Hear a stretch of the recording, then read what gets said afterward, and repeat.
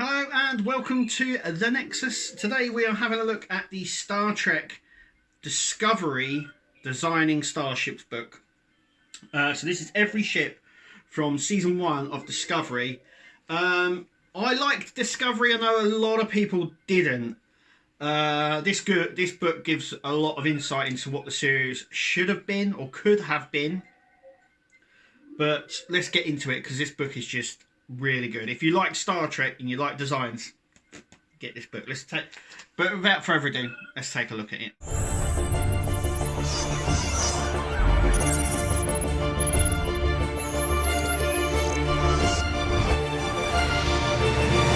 Okay, so we're having a look at the Star Trek Discovery Design Starships. All the ships from issue 1. Season 1, I should say. I'll tell you what, it's great. I mean, I love Star Trek Discovery. I know a lot of people don't like it for whatever reason, but I actually liked it. It was a new concept. In this book, explains a lot about what was happening behind the scenes and stuff. So let's just get straight in. Obviously, from Hero Collector, another great book from Brian Robinson there. So this is all the ships from season 1. As you can see them all there, including the Klingon ships and the Enterprise there. So yeah, we go on to Discovery. I think it was back in 2009 they started discussing doing a Star Trek series and doing it on Discovery. Brian Fuller was the guy who was in charge originally. And obviously most people should know him from Deep Space Nine and Voyager, so he knew Star Trek in and out. And in this actually sets out what his original plan was for Discovery. Discovery was always meant to be in episode 2 of Discovery, not in the first 2 episodes, and it was a spy series. So this just goes on about how it was. So basically, as we go along, we can see some more designs here. So basically the concept was Discovery was going to be sort of a spy ship which configured into a Klingon ship. The saucer section was going to detach, and the back section with the dome in the middle was going to panels were going to fall off the engines, and it was going to sort of reconfigure into a Klingon ship to disguise itself as, I think, a D4 Klingon ship. Obviously that went away. That did not happen. So that's really interesting to know that. And obviously the original design for Discovery came from the cancelled Star Trek movie, Planet of Titans. So in that they redesigned the Enterprise and gave it a delta shape, a triangle shape, which they've copied for Discovery. So it has lore right back in Star Trek lore. We can see some really cool designs here. I love the concept that it was going to be, this is why we get ships like this, because it was going to be a ship that was Federation, that configured, so the saucer section would detach and become like a base, like a star base, and the bottom section would reconfigure into a Klingon ship to obviously spy and infiltrate the Klingons. Also as well, I do believe by reading this, it sounds like it was going to be a reboot and not a continuation, or in the normal sense that we saw. So yeah, obviously Fuller left, and a lot of things changed. Like the spore drive came along, that was never originally part of the plan, and got some really nice views of Discovery here, and that's why it had these chunky nacelles as well.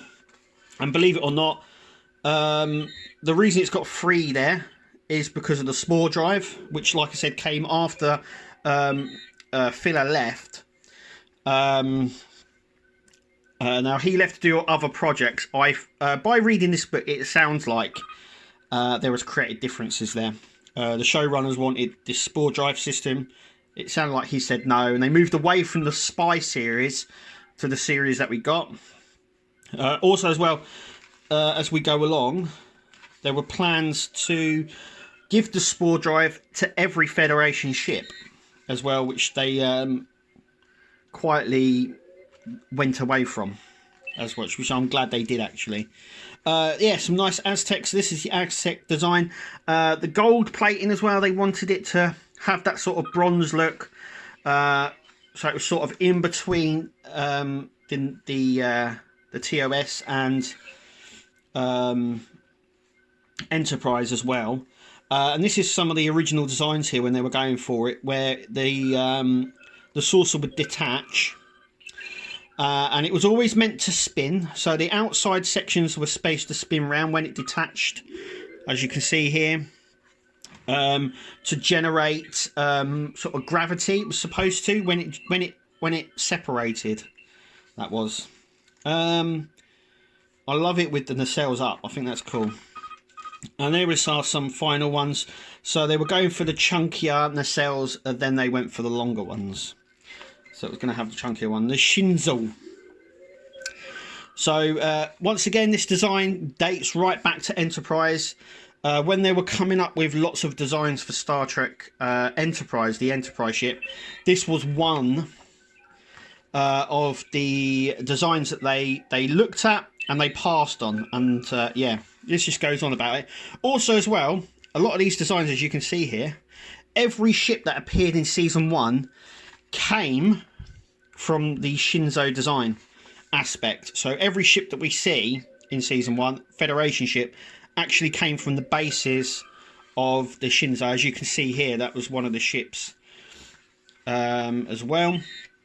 And then obviously they filtered it out, changed it. Originally it was going to have like a green sort of name here and the name across it, but I'm glad that they changed it to red and they put the name on the outside, which I think is cool. But yeah, as you can see, it looks really good. Some really nice shots here. And then yeah, so Discovery was never supposed to be in the first 2 episodes. This was reason why they were going to spy on the Klingons as such. But as you can see here, the Shepherd class is basically a design from the Shinzo, as you can see if we go back quickly. I want to point these out because I think it's important and stuff, so you can see what's going on in the book. There we go. So all they've done is taken out the saucer section here, and then we're left with this ship. So everything dates back to the Shinzo, as you can see. Then we have the Europa, another ship, which I really like. I do like the design of the Federation ships in Discovery, I've got to say. The Jaeger, obviously, once again, you'll see this design sort of incorporated and slightly changed, but definitely come from the design here for another ship. So there we have. Then we have the Clark. Once again, this goes back to when they were designing the engines, and they were actually going to be round engines on that. A nice little compact ship there. This is a really nice one as well. Now it says up here the Telegraph class. We know now that this is called the Hoover class. So this book was probably done before a lot of the information was finalised. But still it's nice. I mean, even here, it's the source. This is the front of the ship, and this is the back, as you can see here in the designs for it, which I thought was a bit of a unique way, really. The Shan as well, once again, designs there for ships, and it obviously became one that was withdrawn from one of the ships there. Once again, why the engines are all chunky and why they look like that is because originally they wanted all the ships to have the spore drive, which they dropped. And there we go, there's another ship, as you saw earlier on. It had like the 2 saucer sections and the engine. They've just moved the engines out and placed the saucer section together. Then we get the work bee.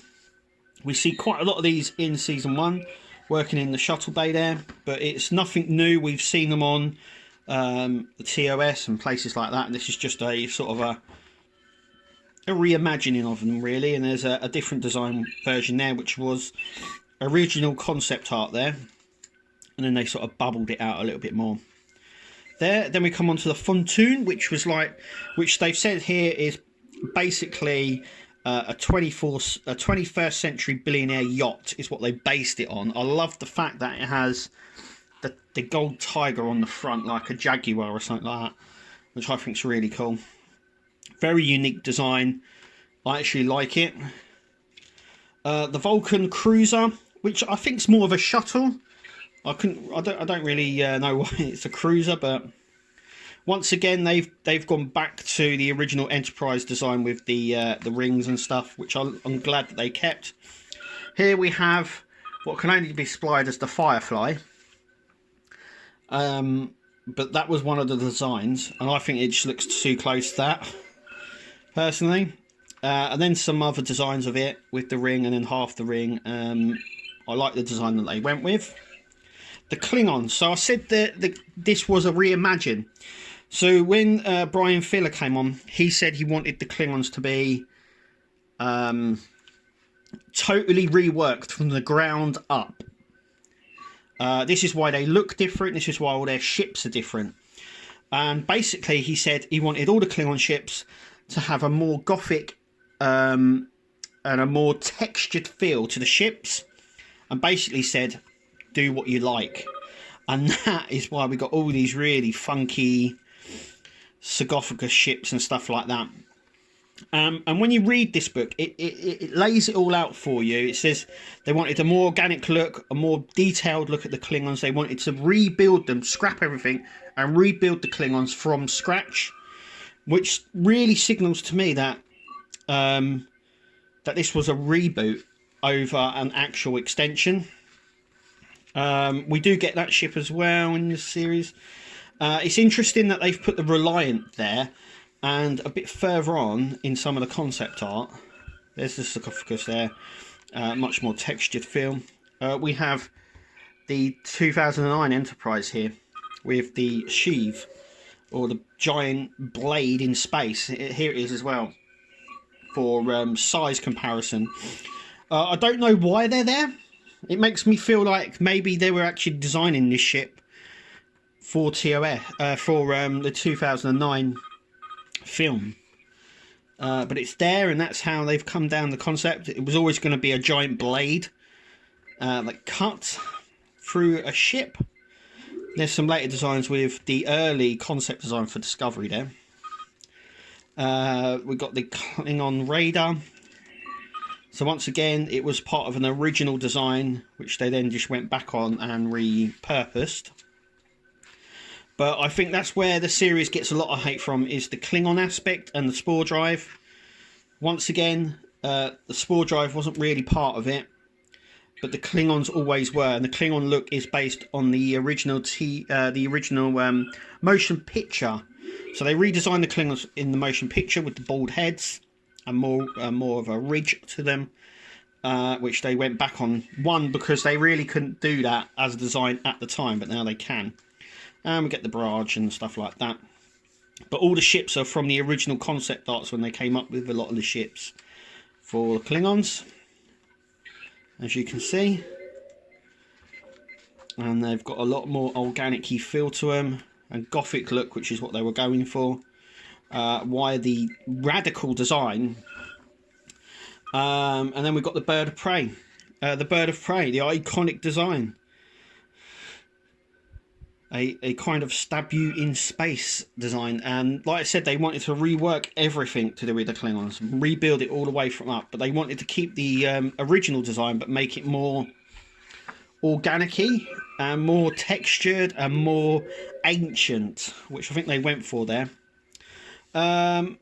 Obviously the Empress Ship from the Mirror Universe. Originally it was going to be a space station, but they sort of redesigned it into a sort of a ship there, which is nice plan view there. Original, where it's got, you can tell how big this is. It's got a star in the middle of it, shuttle and ship docking bays everywhere. And then we come on to the Enterprise. So the Enterprise An interesting story here as it goes on in here. Basically, it says the Enterprise was supposed to appear in season 2. So the design team thought they had a bit longer to work on it, and they originally wanted a complete redesign of the whole ship. Then they said that they were bringing it forward to the end of season 1, so they had to rush it. And they took the original design and just basically vamped it up slightly. Once again, which with them talking about the redesign of the Enterprise and them coming up with a completely new design for the Enterprise, makes me feel that it was a reboot originally. And as you can see there, they've took the original design and they've literally just vamped it. Just ramped it up in size, made the nacelles bigger and stuff like that. Because of the time constraints that they had, this is what they came up with. And I think it's pretty good, to be fair. And they've just redesigned sort of the shuttle bay entrance. They've made longer the nacelles as well. But they've taken the basic design. This was done through speed mainly. Otherwise, the Enterprise would have looked massively different. And that is it. It's a really nice book, a lot of interesting stuff. We've seen nowadays with a lot of stuff there, they're saying they want the sender's cut of thingy. I now want the Brian Fuller cut of Discovery. That's what I want. I think we should petition for it because it sounds such a cool idea, which they scrapped. But anyway, that's Discovery Season 1. It's a really, really nice book. It's worth picking up. There's a lot of stuff about Discovery in here that I didn't know. Lots of information, well packed. I got this book at an absolute steal. I think in total it cost me about £3 or £4. There's the listing I got from eBay just here, and it's amazing. I saw this book come up. I thought, do you know what? For that price, I'll get it. And I'm glad I really did. I'm really, really glad that I picked this up. And it made me want to get more. So that's why I got some more of these design books. Also, just before we leave, I'd love to thank all of my patrons for being fantastic, as all of you are, and helping support the channel. You guys are awesome. If you'd like to support the channel, you can either do so here on YouTube, or you can become a patron with the link down below. Anyway, thank you for watching, and we'll see you in the next video.